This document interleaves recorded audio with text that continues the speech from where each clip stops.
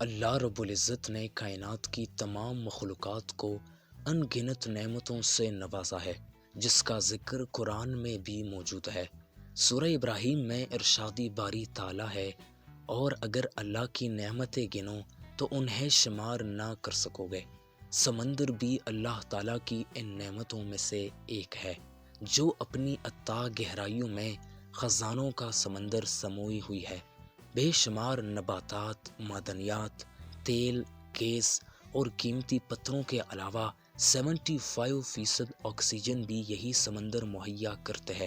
پر ان میں آبی حیات کی بھی اس قدر اقسام ہے کہ جن کا صحیح شمار بھی ممکن نہیں۔ ساتھ ساتھ پینے کا 40% صاف پانی بھی انہی سمندروں کے مرہون منت ہے۔ یعنی ایک طرف یہ معاشی طور پر انسان کے مددگار ہے، تو دوسری طرف دور دراز علاقوں سے بھاری سامان کی ترسیل کا مؤثر ذریعہ بھی ہے۔ بہت بڑے سمندر کو بحر، جبکہ نسبتاً چھوٹے سمندر کو بحیرہ کہا جاتا ہے۔ کچھ عرصہ قبل تک دنیا میں 4 بڑے سمندر، بحر الکاہل، بحر اوقیانوس، بحر ہند اور بحر منجمد جنوبی تھے۔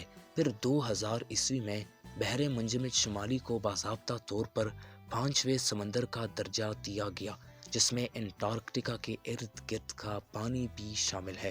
یہ 5 سمندر ایک دوسرے سے جڑے ہوئے ہیں، جبکہ اس کے برعکس دنیا کے 50 کے لگ بھگ چھوٹے سمندر ایک دوسرے سے جدا جدا ہے۔ سمندر زمین کے کل رقبے کے تقریباً 70 سے 75% حصے پر پھیلے ہوئی ہے۔ یہ کس قدر حیرت کی بات ہے کہ انسان نے بلند ترین پہاڑوں سے لے کر سیاروں تک تو رسائی حاصل کر لی، لیکن اس کرۂ ارض کے 75% حصے کے بارے میں اب تک صرف 5% معلومات تک رسائی حاصل کر سکا ہے۔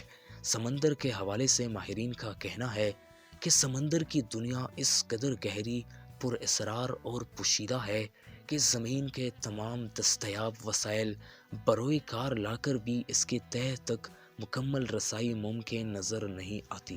ایک عام غوطہ خور سمندر کی سطح سے 40 کلومیٹر کی گہرائی سے زیادہ غوطہ خوری نہیں کر سکتا۔ مشہور زمانہ بحری جہاز ٹائٹینک کا ملبہ 3800 میٹر کی گہرائی میں ملا تھا۔ اس سے بھی نیچے جائے تو 4000 میٹر کی گہرائی میں ہم سمندر کے اس حصے میں جا پہنچتے ہیں جسے ابیل زون کہا جاتا ہے۔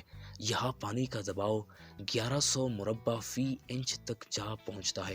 اس سے کہیں زیادہ نیچے 6000 میٹر کی گہرائی میں ایک ایسا سمندری علاقہ موجود ہے جسے ہیڈل زون کہا جاتا ہے۔ اس کی خاص بات یہ ہے کہ یہ غالباً کائنات کا تاریک ترین حصہ ہے، اور یہاں پانی کا دباؤ 11000 گنا زیادہ ہوتا ہے۔ 6500 میٹر سمندر کی گہرائی وہ حد ہے جہاں DSV الوین نامی مشہور تحقیقی ابدوس پہنچی تھی، اور جس نے ٹائٹینک جہاز کا کھوج لگانے میں معاونت کی تھی۔ 8848 میٹر کی گہرائی کا مطلب یہ ہے کہ دنیا کے بلند ترین چوٹی ماؤنٹ ایورسٹ پوری ڈوب سکتی ہے، لیکن اس کے باوجود بھی سمندر کی گہرائی ابھی یہاں ختم نہیں ہوتی۔ سائنسدان اور ماہرین اس بات پر متفق ہے کہ آنے والے وقتوں میں شاید انسان سمندر کی مزید گہرائی تک رسائی حاصل کر کے بہت سی نئی سمندری مخلوقات کا بھی پتہ چلا لے گا۔ امید ہے سائیکالوجسٹ ٹی وی کی یہ ویڈیو بھی آپ لوگ بھرپور لائک اور شیئر کریں گے۔